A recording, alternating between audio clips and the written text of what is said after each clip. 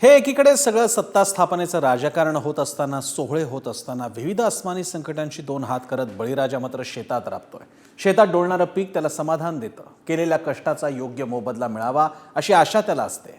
मात्र सुलतानी अनास्थेमुळे त्याची निराशा मात्र होते. सोयाबीन उत्पादक शेतकऱ्यांच्या बाबतीत हेच घडलंय आणि त्यामुळे तो पुन्हा हवालदिल झालाय.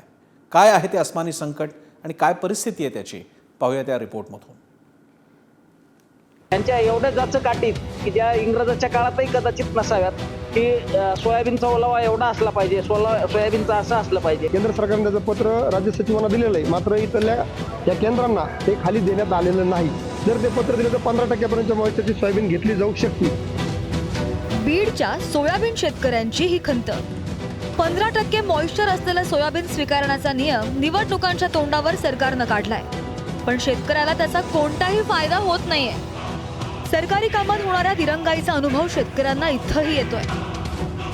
बीड जिल्ह्यातील शेतकऱ्यांनी अनेक अडचणींना सामोरे जात सोयाबीनचं उत्पादन घेतलं, परंतु आता हे उत्पादन घेतल्यानंतर त्याच्या विक्रीत देखील अडचणी आल्याचं पाहायला मिळतंय. सध्या आपण बीडमधील शासकीय खरेदी केंद्रावर आहोत. या ठिकाणी काही सूचना देखील दिल्या आहेत शेतकऱ्यांना. 12% ओलावा असला पाहिजे, ते माल कुठलाही त्यात कुठली कमतरता असू नये त्या मालाच्या गुणवत्तेमध्ये, अशा अनेक अटी शासनाने या ठिकाणी घातल्यात. परंतु या अडचणीमुळे आता शेतकऱ्यांना देखील कुठेतरी एक आर्थिक अडचण आल्याचं आपल्याला पाहायला मिळतं. या ठिकाणी जे शेतकरी विक्रीसाठी येत आहेत त्यांना वेगवेगळे नियम या ठिकाणी दाखवले जात आहेत आणि त्या नियमामुळे अनेकदा शेतकऱ्यांना माल देखील परत घेऊन जावं लागतंय. खरेदी जे केंद्र चालक आहेत त्यांच्या देखील अडचणी असून त्यांना ज्या ठिकाणी नाफेडच्या गोडाऊनमध्ये हा माल न्यायचा आहे त्या ठिकाणी देखील त्यांना नियम असल्यामुळे आता त्यांच्यासमोर देखील अडचणी आहेत. या ठिकाणी जो काही माल दिसतोय तो काही खरेदी केलेला आहे, तर काही नाकारला गेलेला देखील माल या ठिकाणी आहे. आता नाकारला गेलेला माल नेमका काय करायचा असा प्रश्न या खरेदी केंद्र चालकांपुढे आहे. त्यात अस्मानी संकटांशी दोन हात करत शेतातील पीक जगवण्याचा प्रयत्न जगाच्या पोशिंद्यानं केला. त्याच्या प्रयत्नानं काही अंशी यश आलं. कसंबसं हाती लागलेलं सोयाबीनच्या पिकानं त्याला दिलासा दिला.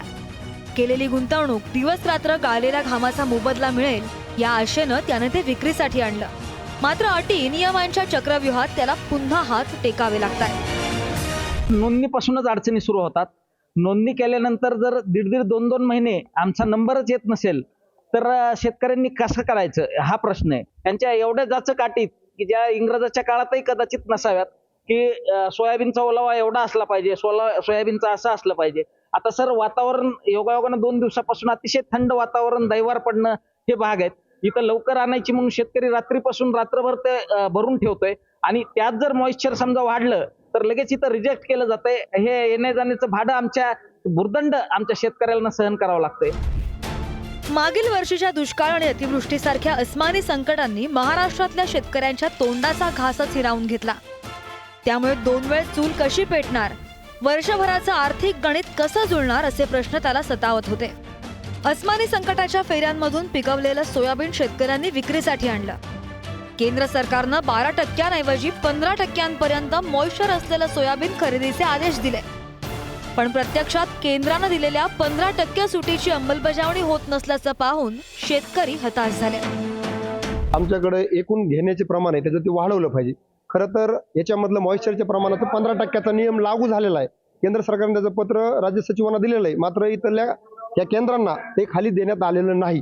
जर ते पत्र दिलं तर 15% मॉइश्चरची सोयाबीन घेतली जाऊ शकते. त्यासोबतच जी त्यांनी उत्पादकता ठरवलेली की 9.5 क्विंटल आम्ही खरेदी करणार, खरं तर ते 20-22 क्विंटल घ्यायला पाहिजे. त्याचं कारण असे की 9.5ची जी टक्केवारी काढलेली आहे ती सरासरीच्या प्रमाणात आहे. काही शेतकरी चांगलं उत्पन्न घेऊ शकतात ना, त्यांना ती प्रमाण ते वाढवलं पाहिजे. मग त्यांनी इथं आणायचं वापस घेऊन जायचं का? तर हे शेतकऱ्यांना भुर्दंड होत आहे. बीड जिल्ह्यात सोयाबीनचं हेक्टरी 9.5 क्विंटल उत्पन्न होईल असा कृषी विभागाचा रिपोर्ट होता. त्यामुळे पणन विभागानं त्याची अंमलबजावणी करत तेवढ्याच मर्यादेत सोयाबीन खरेदीला परवानगी दिली. प्रत्यक्षात जिल्ह्यामध्ये हेक्टरी 21 क्विंटल सोयाबीनचं उत्पादन झालंय. 9.5 क्विंटलच्या मर्यादेमुळे खरेदी केंद्रांवर अतिरिक्त सोयाबीन खरेदी केलं जात नाहीये.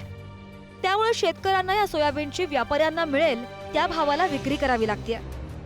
आता कृषी विभागानं बीड जिल्ह्यात सोयाबीनचं हेक्टरी 21 क्विंटल उत्पादन होईल असा नवा अहवाल सुद्धा दिलाय. पणन विभागाने आता नवी आकडेवारी नाफेडकडे पाठवलेली आहे.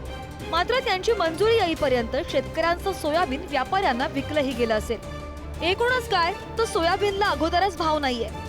त्यात सरकारी पातळीवर सुरू असलेल्या या अनास्थेमुळे सोयाबीन उत्पादक शेतकरी पुरता भरडला जातोय. बीडहून उदय नागरगोजेसह रशीद इनामदार, पुढारी न्यूज.